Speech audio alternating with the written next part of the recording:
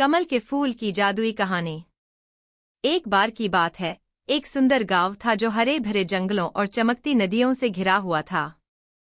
उस गांव के पास एक शांत झील थी, जिसमें कई सुंदर कमल के फूल खिले रहते थे। लेकिन उनमें से एक कमल का फूल सबसे खास था। वह सुनहरा कमल का फूल था, जिसे लोग जादुई कमल कहते थे। गांव के लोगों का मानना था कि इस जादुई कमल में अद्भुत शक्तियां थीं। यह फूल केवल पूर्णिमा की रात को ही खिलता था और इसकी महक से पूरी झील जगमगा उठती थी। कहते थे कि जिसने भी इस फूल को छू लिया, उसकी सभी मनोकामनाएं पूरी हो जाती थीं। गांव में एक नन्हा लड़का था, जिसका नाम रोहन था। रोहन बहुत ही समझदार और साहसी था। वह हमेशा नई नई चीजें जानने और करने के लिए उत्सुक रहता था। एक दिन उसने जादुई कमल के बारे में सुना और उसे देखने की इच्छा जाग उठी। उसने तय किया कि वह पूर्णिमा की रात को झील के पास जाएगा और उस जादुई कमल को देखेगा। आखिरकार पूर्णिमा की रात आ गई। रोहन चुपचाप अपने घर से निकला और झील के पास पहुंच गया। जैसे ही चंद्रमा की रोशनी झील पर पड़ी, जादुई कमल का फूल खिल उठा।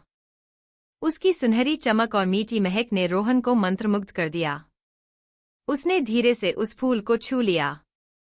जैसे ही रोहन ने फूल को छुआ, एक दिव्य प्रकाश चारों ओर फैल गया और एक जादुई आवाज आई, रोहन, तुम्हारी साहस और निष्ठा ने तुम्हें इस जादुई कमल तक पहुंचाया है। तुम जो भी मनोकामना करोगे, वह पूरी होगी।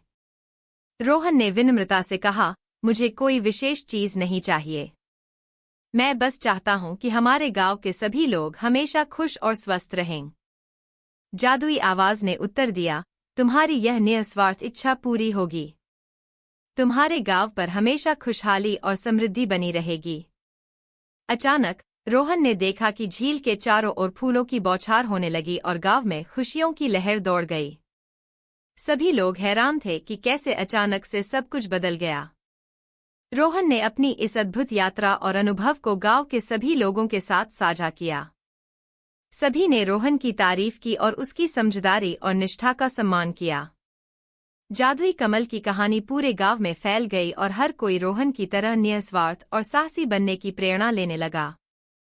शिक्षा, सच्ची खुशी और समृद्धि निस्वार्थता और दूसरों की भलाई में निहित होती है। साहस और निष्ठा से किसी भी मुश्किल का सामना किया जा सकता है।